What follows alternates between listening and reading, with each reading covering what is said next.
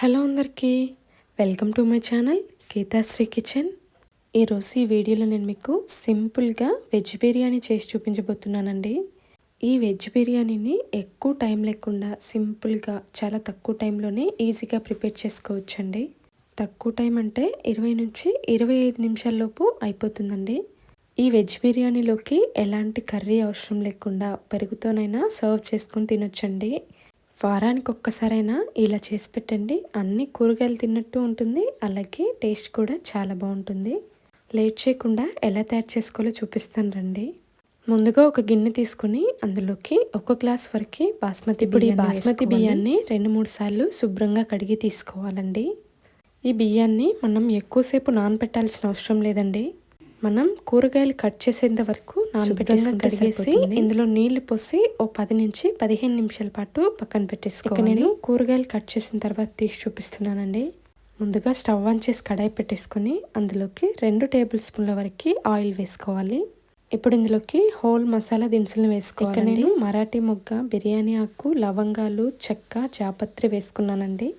అలాగే 2 పెద్ద సైజు ఉల్లిపాయల్ని ఇలా స్లైసెస్ లాగా కట్ చేసి వేసుకోవాలండి. ఇప్పుడు స్టవ్ని మీడియం ఫ్లేమ్లో ఉంచుకొని ఉల్లిపాయలు ఇక్కడ నేను చూపిస్తున్న విధంగా లైట్ బ్రౌన్ కలర్లోకి వచ్చే వరకు బాగా ఉల్లిపాయల్ని ఎంత చక్కగా ఫ్రై చేసుకుంటామో మనకి వెజ్ బిర్యానీ అంత చక్కగా కుదురుతుందండి. ఇప్పుడు ఇందులోకి 4-5 పచ్చిమిర్చిని ఇలా హాఫ్గా కట్ చేసి వేసుకోవాలి. అలాగే ఒక గుప్పెడు కరివేపాకు కూడా వేసుకొని అంతా కూడా కలుపుకోవాలి. కరివేపాకు అలాగే పచ్చిమిర్చి చిటపట అనేంత వరకు ఫ్రై చేసుకోవాలి.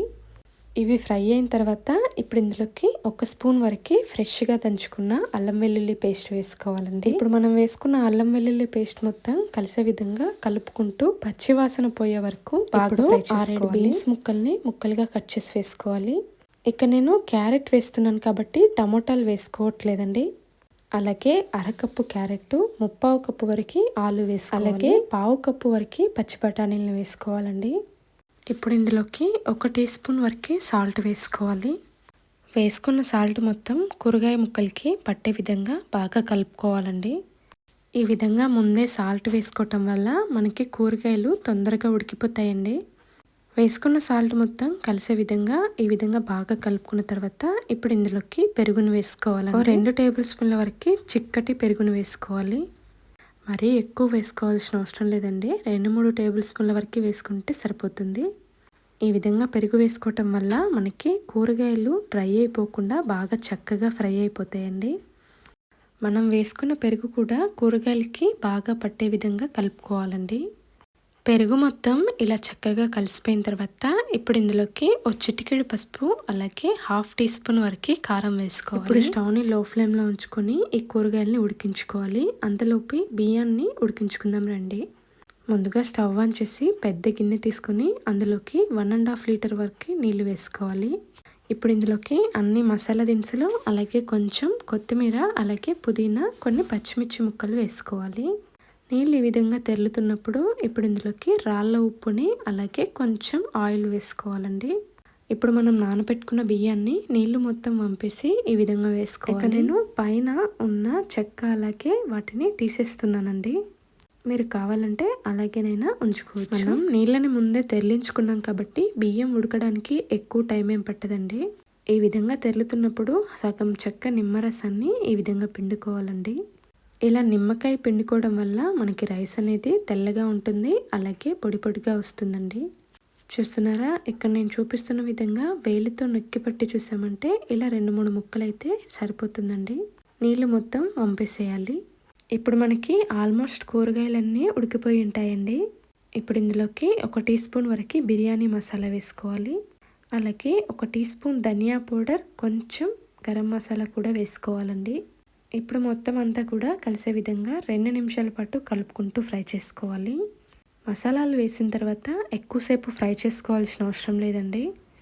ఇప్పుడు ఇందులోంచి సగం కూరగాయలని ఏదైనా ఒక ప్లేట్లోకి తీసుకొని పక్కన పెట్టేసుకోవాలి. ఇప్పుడు ఈ కూరగాయల పైన ఒక లేయర్ లాగా అన్నాన్ని వేసుకోవాలండి. ఒక లేయర్ని ఈ విధంగా వేసుకున్న తర్వాత ఇప్పుడు దీనిపైన కొంచెం కొత్తిమీర అలాగే కొంచెం పుదీనాను వేసుకోవాలి. ఇక్కడ నేను వీడియో లెంత్ ఎక్కువ అవుతుందని చెప్పేసి ఫాస్ట్గా చేసి చూపిస్తున్నానండి.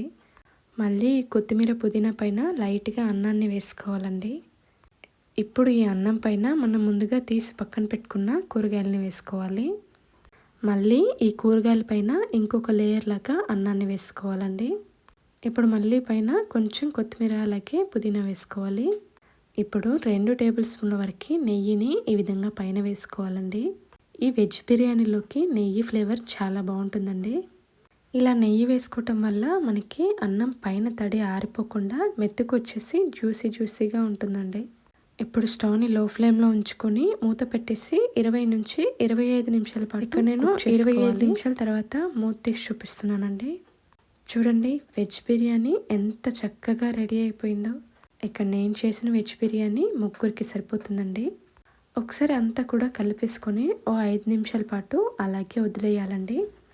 అంతేనండి, వెజ్ బిర్యానీ రెడీ అయిపోయింది. వీక్లీ వన్స్ అయినా ఇలా చేసి పెట్టుకున్నామంటే కడుపుకి హాయిగా ఉంటుంది, అలాగే టేస్ట్ కూడా చాలా బాగుంటుందండి.